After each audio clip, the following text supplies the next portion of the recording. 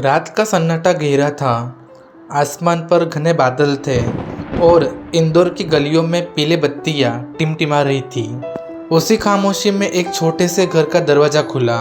अंदर एक लड़का बैठा था, आंखों में सपने समंदर जैसे गहरे, लेकिन जेब खाली। यही था वो पल जहाँ से शुरू हुई उस इंसान की कहानी जिसका नाम था जाकिर खान। साल 1987। संगीत से जुड़ा एक साधारण घराना।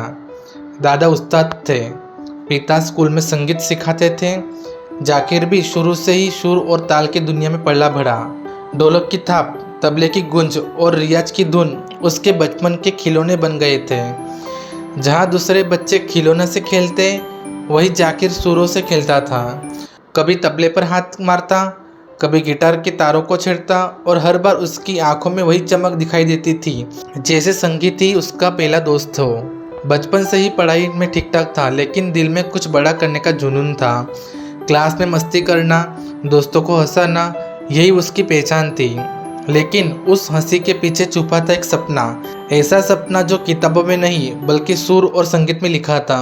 स्टेज पर जाते ही उसका चेहरा चमक उठा था, और जब वो गाता तो लगता जैसे उसकी छोटी सी दुनिया अचानक बहुत बड़ी बन गई हो। जैसे किस्मत धीरे धीरे कह रही हो, तेरी मंजिल पन्नों में नहीं, तालियों की गूंज में है। वो अक्सर कहता, लोग कहते थे तू कुछ नहीं कर पाएगा, लेकिन दिल कहता था कि एक दिन तेरी आवाज़ ही तेरी पहचान बनेगी। कॉलेज पहुंचा, लेकिन घर की आर्थिक हालत इतनी कमज़ोर थी कि किताबों से ज़्यादा पेट भरने की चिंता थी। पढ़ाई अधूरी छोड़नी पड़ी, और उस उम्र में जब लोग सपनों के तलाश में होते हैं, जाकिर खुद काम की तलाश में निकल पड़ा। कभी गिटार बजाकर कमाया, कभी छोटे मोटे काम किए, कभी इवेंट में बैकग्राउंड म्यूजिक बनाया, तो कभी बच्चों को गिटार सिखाकर गुजारा किया।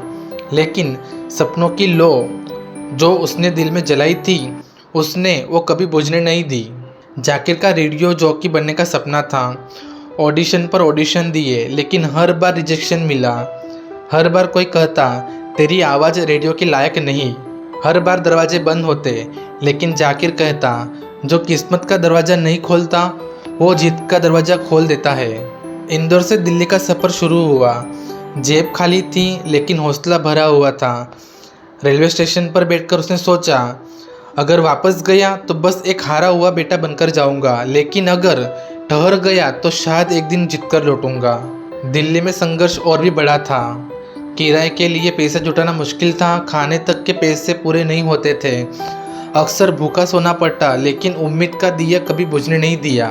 छोटे छोटे इवेंट्स में स्टैंड अप करना शुरू किया। कभी 5 लोग हंसते, कभी पूरा हॉल चुप रहता। कभी भीड़ तालियां बजाती, तो कभी बस सन्नाटा जवाब देता। लेकिन जाकिर हर बार मन से उतरकर खुद से कहता, आज नहीं हंसे तो कल जरूर हंसेंगे। उसने ठान लिया था, लोग अगर हंसेंगे नहीं तो मैं तब तक कोशिश करूंगा जब तक उनकी आंखों में आंसू ना आ जाए। हंसी के आंसू। साल 2012 किस्मत ने दरवाज़ा खोला। Comedian central India best stand up comedian का मंच उसके सामने था। जाकिर ने दिल थाम कर पहला कदम रखा, और जैसे ही माइक हाथ में लिया, उसकी सारी मेहनत आवाज़ बनकर निकल पड़ी। मंच पर गया, अपनी अदाओं से, अपने अंदाज से सबको हंसाया। उसकी इंदौरी बोली और उसकी सच्ची बातें हर दिल को छू गई। लोग तालियां बजाने लगे और हॉल गूंज उठा। जाकिर जीत गया, और पहली बार दुनिया ने उसके नाम को सुना। और उस पल उसने महसूस किया, ये जीत मेरी नहीं, मेरे संघर्षों की है। वो कहता, कॉमेडी मेरे लिए मजाक नहीं, मेरी ज़िंदगी का सहारा है। धीरे धीरे यूट्यूब पर वीडियो आने लगे।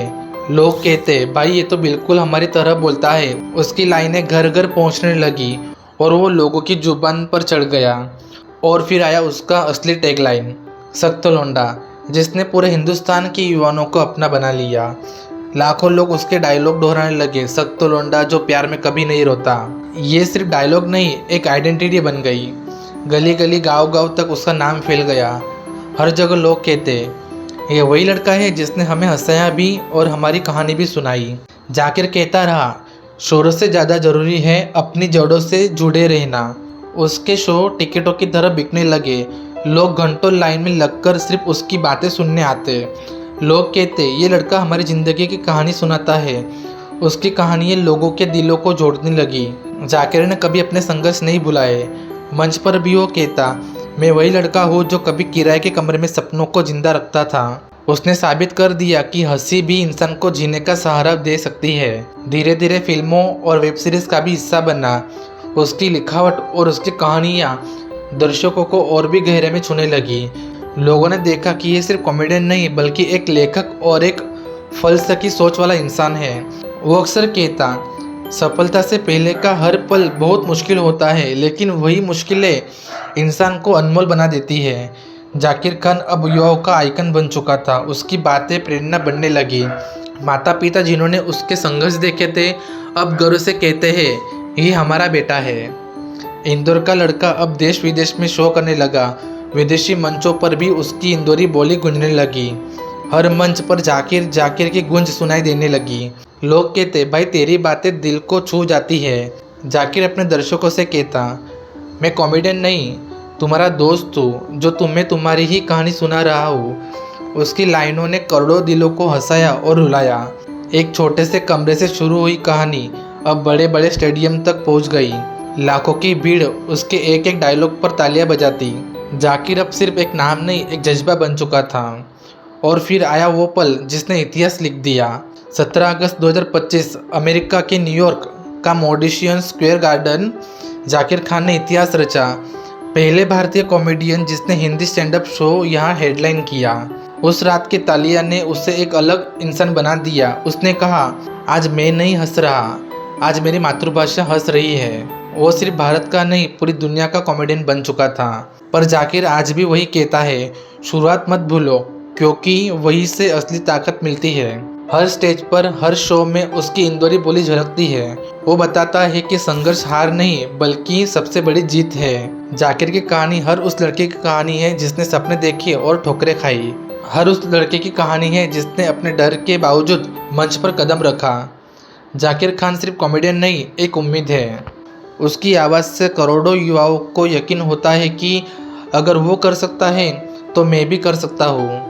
वो इंसान जिसने आंसुओं को हंसी में बदला, जिसने हर गली, हर शहर, हर देश में साबित कर दिया कि dreams not have a language, they just need coverage. आज जब उसका नाम लिया जाता है तो सिर्फ इंडिया नहीं, पूरी दुनिया ताली बजाती है, क्योंकि जाकिर खान अब सिर्फ एक नाम नहीं बल्कि एक एहसास, एक उम्मीद, एक जज्बा बन चुका है।